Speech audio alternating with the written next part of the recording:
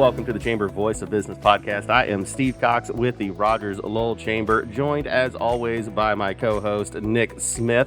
And Nick, we have a really great topic today, but before we do that, I always do this at the end, but let's get this on the front end.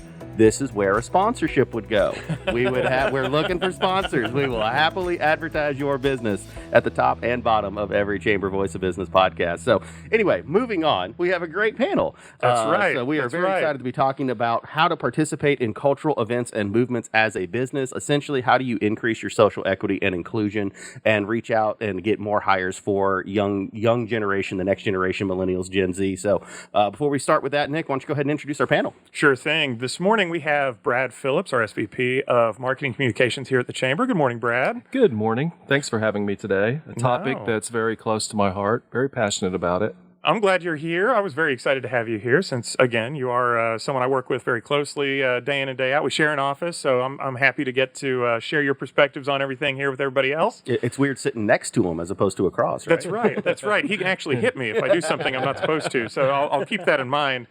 We also are joined this morning by Ross Phillips, no relation to Brad. Nepo baby. None whatsoever. I will not claim him. Nepo baby. He is our SVP of Community Development and oversees a lot of our leadership development, our educational policies, as well as working with the group in our DEI initiatives. So good morning, Ross. Good morning. Thanks for finally having me. It's episode 3, man. I know, but Mariana over here, she's been on it twice That already. is true. That is true. Which leads me into Mariana Osorio, Community Engagement and Inclusion Manager, who is joining us again today. Mariana, thank you for joining us. You did wonderfully in our first episode, so of course we had to bring you back by special request with Ross, who you share an office with. So, you know, you can keep him under wraps today, And just hopefully. like Brad, she can actually hit me now. Whatever I say. And I'm the antisocial one that just has my own. So You're not antisocial, you're informed. Oh, there we go. Individually. That's Nick, how we got it. Before we get up to the topic, why don't you go ahead and go through what's going on in the news lately? Sure thing. NWA in the news this week. Hitting the national news this week, you may have heard Governor Sarah Huckabee Sanders introduced her new LEARNS proposal for education in Arkansas. There's a great breakdown of that from our VP of Government Affairs, Sarah Lynn Geiger, on our legislative update. Reach out to her if you're curious about some of the stuff that's being said about that proposal and what they hope to see for education in Arkansas. Also, something near and dear to me, being a U of A graduate, the Wingate Studio and Design Center opened to students at the University of Arkansas School of Art this semester, and that leads the way for construction of a new art gallery to begin next down there at the U of A School of Art. It's a really cool thing that's happening there. I encourage you all to check it out if you get a chance. And last but certainly not least, we are recording this the morning after Valentine's Day, which is something that is near and dear to everyone at this table. Any of y'all do anything fun last night for Valentine's Day? Crickets. I love that. I cleaned my house because I don't believe in Valentine's Day. Oh, here we go. We're not going down that rabbit hole. No. I'm telling you, if I need a day on a calendar or a TV commercial or a greeting card company to tell me that I need to show my significant other how I feel about them, I failed. Like I should do that just because. And there's a bunch of significant others that are scrambling to turn this podcast off of speaker mode right now so that doesn't get out to the rest of their significant others. I hear you, Steve. I mean, I just gave a simple "I love you." Yeah. What's more meaningful, getting flowers on a random Thursday or a day that the TV tells you have to? Just saying. Just saying. I think it's just a nice excuse to do something fun too. Like my boyfriend and I were in archery, and it was fun. It was just because we wanted to do something. So that's great. We don't I have do nothing a lot against of people that do. Like I have no issue at all with it. It's just not for me. I just, that's just. I like the archery angle. You got like the Cupid thing going on. Yeah. It works out really well. Yeah. And if he makes you mad, you can just shoot him. Yeah. It was fun. Very passive aggressive way to deal with your significant other. This coming from throwing is a fun event, fun date, but also a warning. It was very competitive. We got very competitive. I find it interesting that the guy whose wife is pregnant was the one who brought up shooting each other. Yeah. Hormones. He's dodged a plate or two in his day. Yeah. That's right. Which, I hear you spent last night with Reagan, right? Your son. Yeah. And so, last night it was just Reagan and I really hanging out, watching Coco Melon, enjoying all the songs, learning some new ones that I've never heard before. Hey. So. Nothing wrong with that, man. That's great. It's a good day. It was fun. Good night. Tune in later for RLC Podcast Junior, where Ross will apples and bananas. Yeah. We start bringing in the kids. Can you imagine Finley getting on a mic? Ooh. Steve, I'm going to pass it back to you, actually, to do our all right. full topic introduction this week. It's a good one. Hope you guys are ready for this. Well, as I said at the top, we're talking about how to participate in cultural events and movements as a business, and why this is important. You look at studies, and upwards of 75% of millennials and Generation Z will not even look at working for companies unless they feel that social equity and inclusion is a core tenet of a business. And as we've just done the rebrand and the relaunching, specifically focused on the next generation, we need to make sure that we're telling our companies how they can engage future generations and what they can do. It's a workforce development tool. It's a worker retention tool, but it's also just the right thing to do is really what it comes down to. We're in the middle of Black History Month now. We've got International Women's Day coming up. We've got Mental Health Month, Pride Month, Hispanic Heritage Month, all of these things coming up later in the calendar year. And so what can businesses do to engage, show that they are invested, giving back to their community, and also, again, outreach for the next generation to show that they care and these movements matters. And, in our vision statement, we say opportunities for all, and all means all. And that's really what it comes down to. For sure. I want to bolster some of the things that you said. You mentioned some of the surveys and things like that. I actually have some links. We're going to make sure that these get published in the commentary for the podcast, wherever you're listening to it. So if you're curious, you can actually go and download some of these links, read some of the reports. But a couple of things to point out. The National Association of Colleges and Employers, NACE, has asked new graduates to rank the importance of a diverse workforce. And the first year, they ranked diversity as 12th out of 15 possible options. But by the spring of 2020, diversity, equity, and inclusion has risen to 7th out of 19 options. Over 79% of respondents called it very important when they're looking at employers. The director of research at NACE said employers are obviously starting to recognize the shift in making DEI initiatives a tenet of their employer establishment plan. There's also 76% of millennials and Gen Z seek a diverse and culturally immersed employer. That comes from a Glassdoor workplace inclusion survey. Something else that came from Glassdoor, major employers highlight the importance of Black History Month with internally focused programs before external PR. That's something that we'll talk about a little bit more as well. And then also, Fortune had a very good editorial where they did a impromptu survey of many of their CEOs that talk with Fortune editors, who said that from supplier diversity to town halls, executives are actually doing a lot to honor Black History Month this year internally in the workplace as opposed to outward extending PR initiatives. So these are all things that I think are important for us to bring up, but great ways for us to just kind of go over the topic and just dive into more of the detail when it comes to DEI initiatives in the workplace. Yeah, and DEI, SEI, those are kind of interchangeable terms. We're shifting more towards, social equity and inclusion, social engagement and inclusion, as opposed to using that DEI just because we felt that kind of got, acronym to death. A little bit where, there sometimes can be negative connotations with the word diversity. So that's why we're just talking about, society as a whole. We are getting more and more diverse every single day. 37% of the population in Rogers is Spanish speaking. We're a majority school district. So diversity is here. So when we're talking about diversity, we're talking about society. So we need to make sure that we're engaging on a social level, not just focusing on one specific, all means all is really what it comes down to. For sure. And with that, I think that's a good way for us to go right into the questions for the panelists. I know you guys are just itching to get going with this, but I'm actually going to start with Brad. You have several decades actually working in different company environments, yes. From smaller companies all the way up through Fortune 500 companies. And so you've been around for several cultural shifts nationally when it comes to just things that employers as well as society tends to pay attention to. We're talking, ever since the late 80s, early 90s, clear on through today, you've been in marketing. So when it comes to companies participating in these cultural engagement endeavors, you probably have a unique perspective coming from that. Are there any things that stick out to you in your history of working in marketing and kind of witnessing these things evolve that you'd love to share? Yes, I think all of us are living this human experience differently. And I understand this well, being a gay man. I'm so happy to learn that Next Gen are valuing this diversity and inclusion.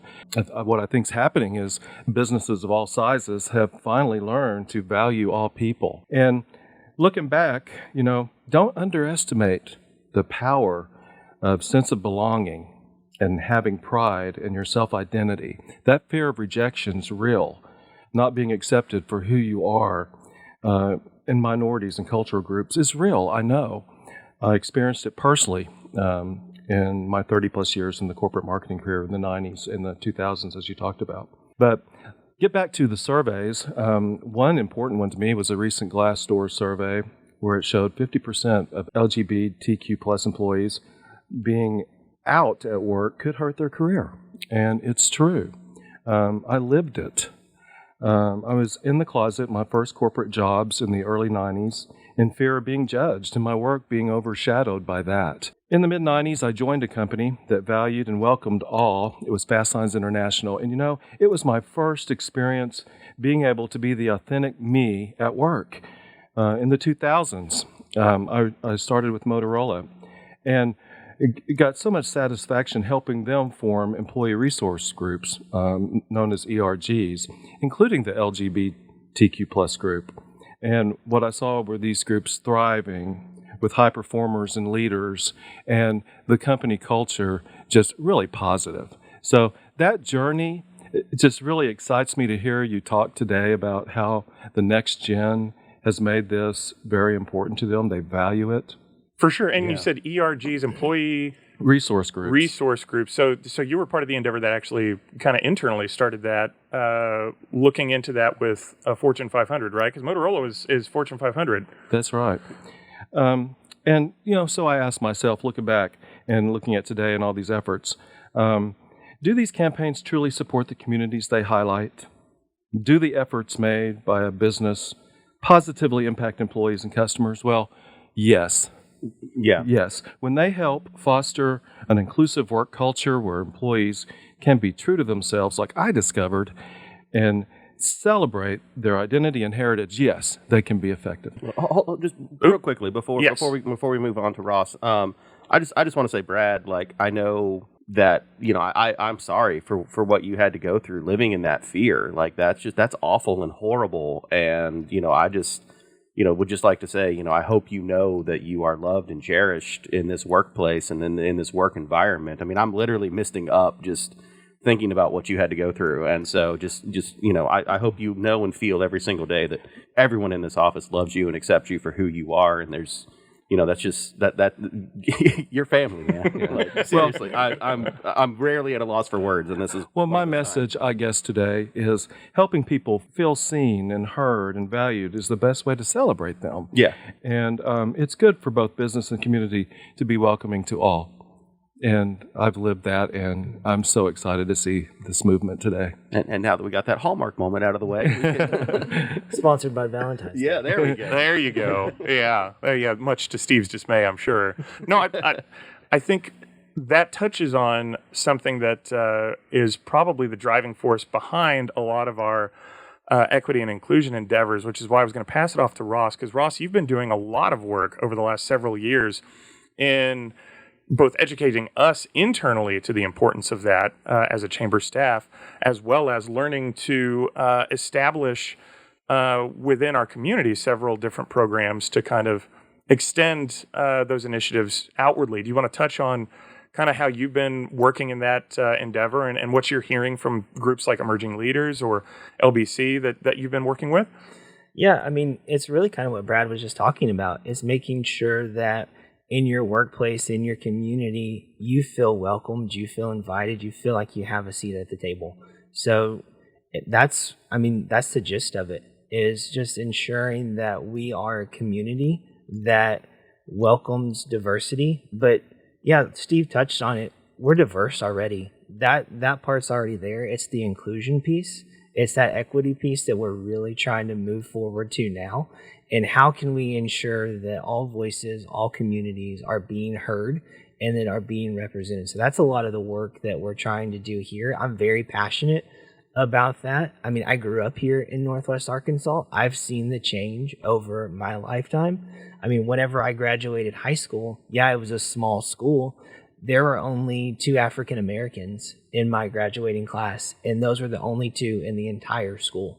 Mm-hmm. And to see the change that has happened now, I mean, you look at the statistics, and the early 1990s, we were 94, 95% Caucasian. Now, if you look at Northwest Arkansas as a region, it's what, 78 to 80. Yeah. But we're still, as a region, internally within Rogers, that number has dropped significantly. Yeah. Sorry, a lot of my work deals with the region as a whole, absolutely. not just Rogers. Well, and you do a lot of work with education too, and the statistics are even more diverse in the school district. If you're looking at that younger generation, if you're looking at the high schools, I mean, we're a majority school district in Rogers right now. Over 200 different languages and dialects spoken just in the Rogers School District. That's the next generation of leaders. That's the next generation of workforce, and we need to be investing in that community right now to ensure that the success of our community.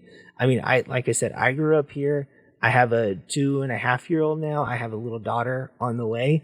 This is going to be their home. We put down roots here, and I want to make sure that I'm doing everything possible to give them the best place to live, and that and a sense of belonging. And a sense of belonging in that as well. So. And a sense of pride in the community that you grow up in and live in, you know? Like, you don't want to look back and be like, man, my hometown was awful. Yeah. You know? Like, you don't want to do that as an adult. And I think you touched on something that I think is great, in that when we say equity with this kind of stuff, and when we're talking about participating in these cultural moments, these cultural events, whether they be Black History Month, Indigenous Peoples Month, Hispanic Heritage Month, we're not just acknowledging, celebrating those cultural movements as a business, right? But in many ways, you're talking about people celebrating themselves. I mean, Right. It's recognizing themselves in their community. It's recognizing where they came from and sharing that with others. I mean, Right. it's And not exclusionary Yeah. at all. Yeah. which is Celebrating their fantastic. identity and heritage. Yeah. And exactly. appreciated.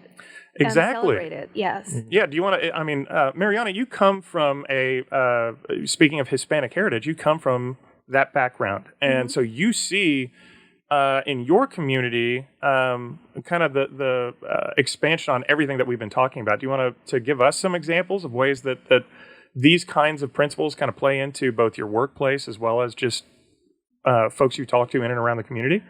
Yeah.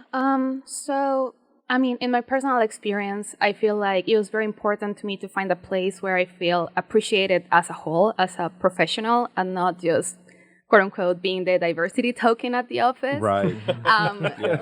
No, you're 100% right. Yes. Absolutely. That's very common, and that's a fear I had. Like, I didn't want to be hired only because I spoke Spanish or because We I were looked the checking way a I box. looked. Yeah, exactly. Yeah, exactly. And that's why most companies do it. But they don't do it for the authentic, real reasons. And what a lot of people don't realize is millennials and Generation Z are really smart at picking up on lip service as opposed to the intention behind it. And you know, so it's one thing to just put up a tweet and say, you know, Happy Black History Month, but it's another thing to actually have that be part of your culture, you know, And extend it through the whole year. Yeah, Yeah. and I'm sorry, I didn't mean to interrupt you, Mariana. You're good. I think that's a good question for you, though. I mean, when you were doing because you're one of our newer hires here in the chamber. So, I mean, I assume you did your homework with the chamber as well. And what kind of things did you look out for as you were applying for jobs and stuff like that helped educate you on what companies were and were not doing? Yeah, I wanted to work with a place that appreciated me as a whole, as like what I can bring to the table versus what, like, how I look like, or like just like I'm able to translate some stuff for them, you know? Right. Like that's very common. So with this job, first of all, the job title says a lot. And the interview process and everything about it was great. So that's what made me like say yes, I want to work there. Did you perceive our culture as being welcoming? Oh yeah. I didn't know a lot of chamber world before I applied to the job. None of us did. Yeah, exactly. And I really love that focus on community and small businesses and how we're also passionate about growth and having everybody feel appreciated and welcomed.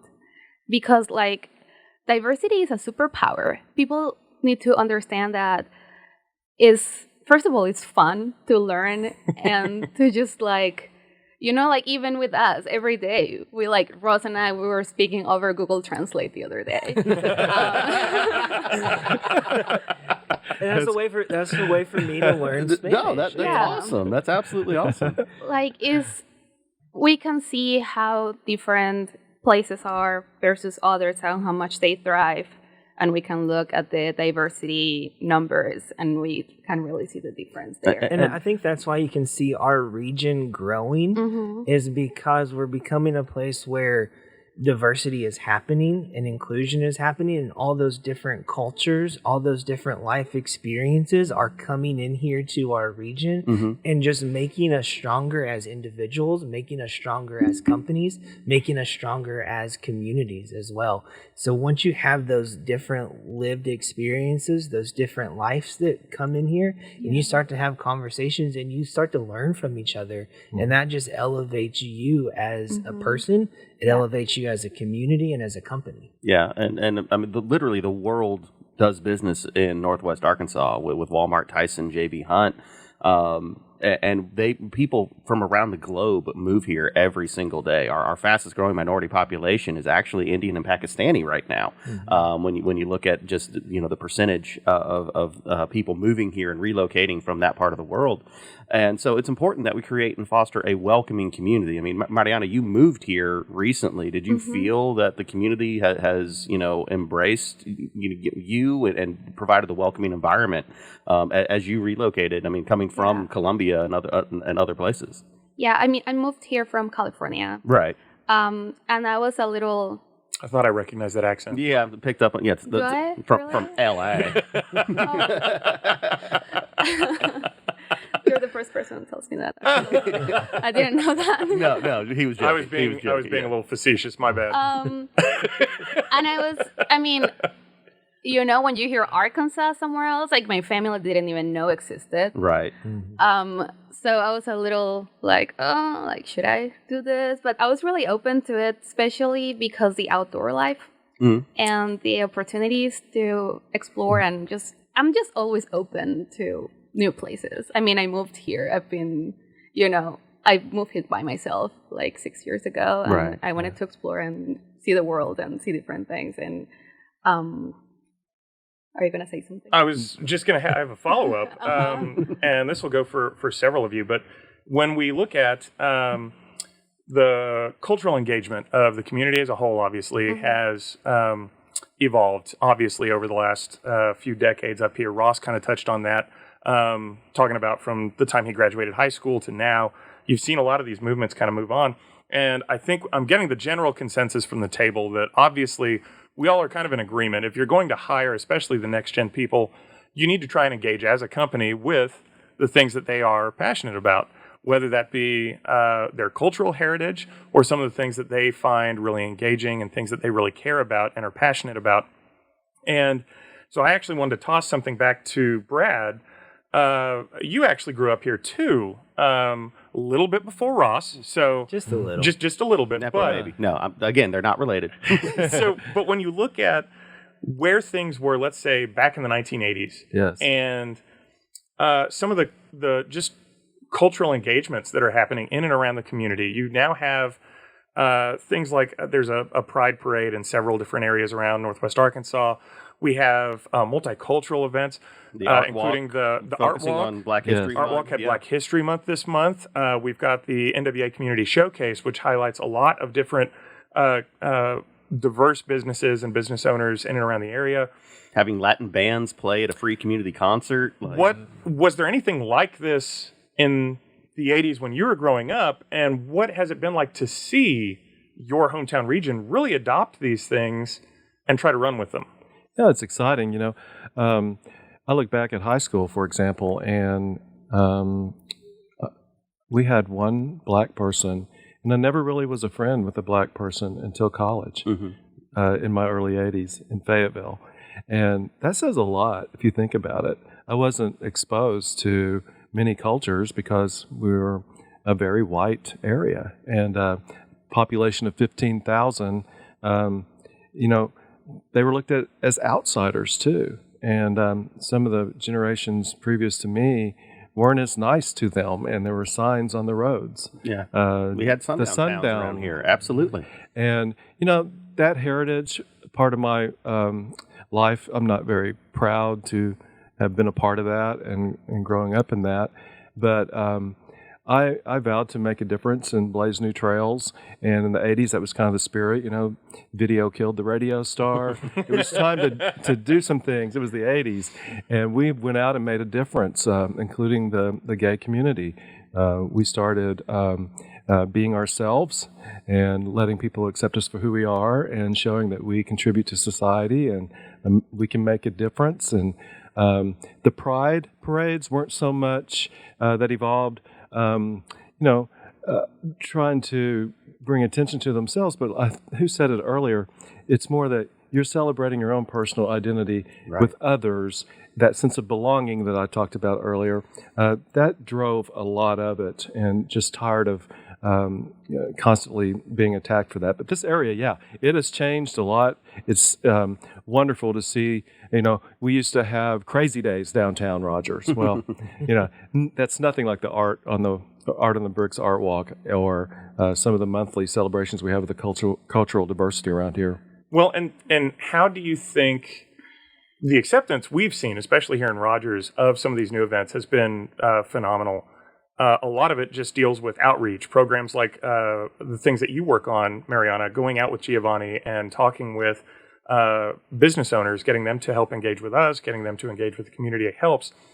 But this is a question for the group. How do we get more of those companies to work with or appreciate some of those movements that are happening? Or how would you encourage business owners to start getting their companies to work with their employees and get them invested in some of these things?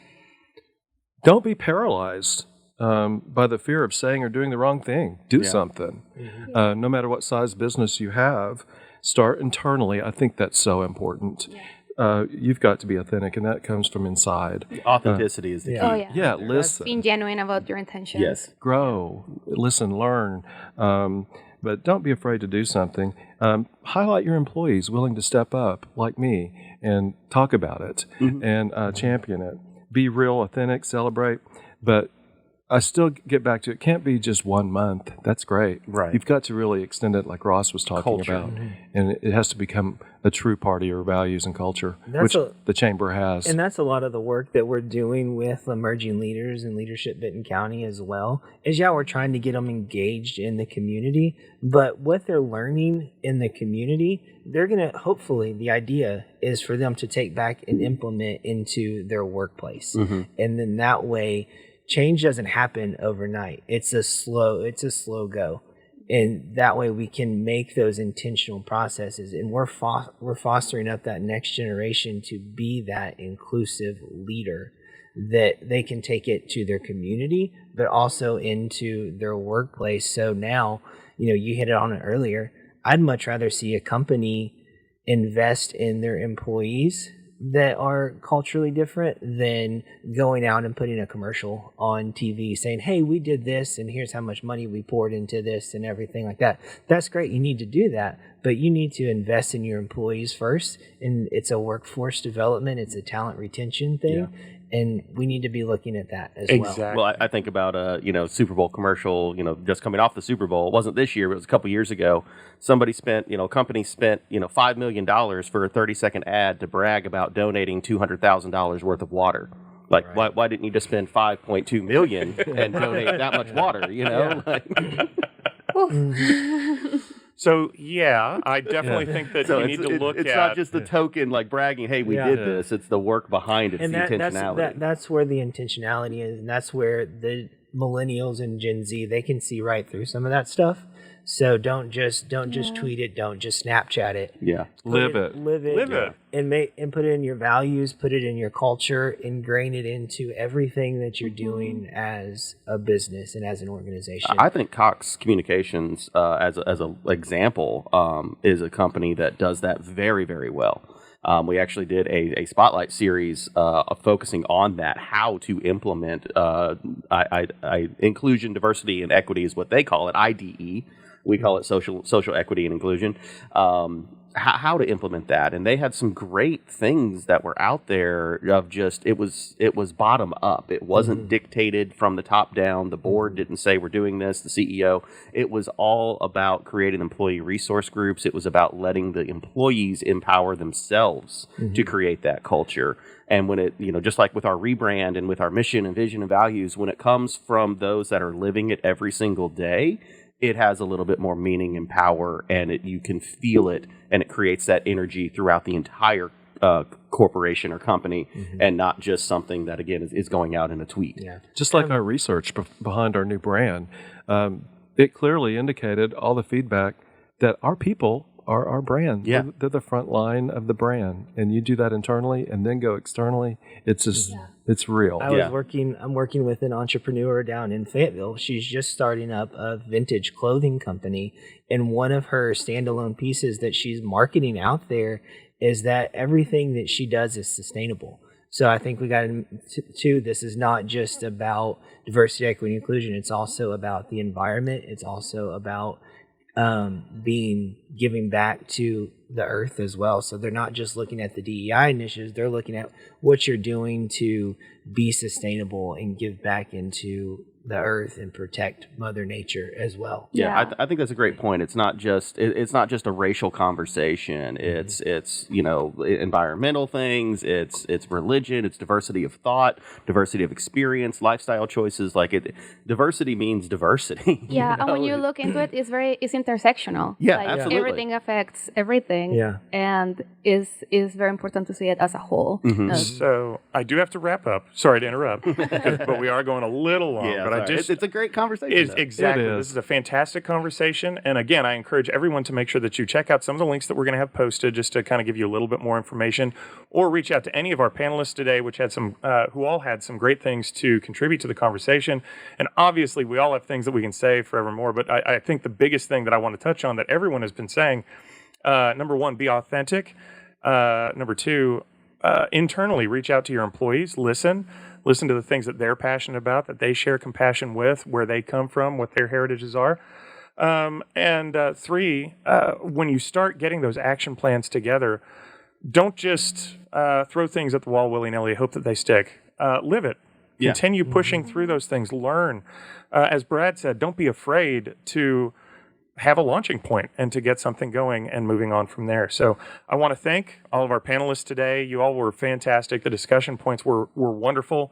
Again, we were joined by Brad Phillips, our SVP of Marketing Communications. Thank you, Brad. It's been wonderful. Mariana Osorio, I got it right this time. Yes. Who is joining us from Community Development, our Community Engagement and Inclusion Manager, and Ross Phillips, who is our SVP of Community Development. Thank you both for joining us as well. Steve, I guess I'll toss it back to you, man. Well, yeah, and this would be a great time that we could have a sponsor recognition. I'm gonna keep doing it until we get one, man. I'm telling you. We'll get one. I'm telling you. So, no, absolutely. Thank you all for being here. It was absolutely fantastic conversation. Just again, I think the key takeaway from today is authenticity and intentionality. You can't just say you're doing it. You have to do it. And again, this is all about I look at it as a workforce tool. That's my role. As economic development, workforce is a key priority, and that's what it is. It's cheaper to keep an employee than it is to have to constantly rehire because they don't feel that they're accepted within your company culture. And again, that's just going to benefit you. As a business, it really comes down to it. This is progress is happening. This generation, millennials, Generation Z, they are the first generations that are not getting more conservative as they age in terms of socially liberals, continuing to push that and continuing to progress in that way. So if you want to have your business around in 15, 20 years, you need to start doing these things now. And that's really what it comes down to. And we're here as a resource to help. And I'm sorry, I didn't mean to interrupt. No, I was just going to say, keep up with the world. Yeah, exactly. It's as simple as that. It's moving, So we're again just excited to have these conversations, and we're here to be a resource. The Chamber, we are the voice of business. We provide resource and assistance. If you have questions, if you want to know what more you can be doing, we are happy to be here to be a resource to help you and make your business as successful as possible. Exactly. Check us out, rogersoul.com, in case you're not following us right now. I also want to encourage encourage you to like, subscribe, and share via SoundCloud, Spotify, Apple, Google, YouTube, and all of the social media accounts that we have out there. All the socials. That's right. Thank you all for listening. Join us again. Our next episode is going to be celebrating women in business as part of Women's History Month. That episode should be airing on, I believe, March 1st. And yeah, I just want to thank you all again for listening, and have a wonderful rest of your day. All right. We'll see you next time on the Chamber Voice of Maybe Business I'll podcast. be here again. That's right. That's right. Yeah, We'll keep it going. we'll keep Mariana keep going. Yeah. And Ross is sad now. Thank you all, and have a wonderful day.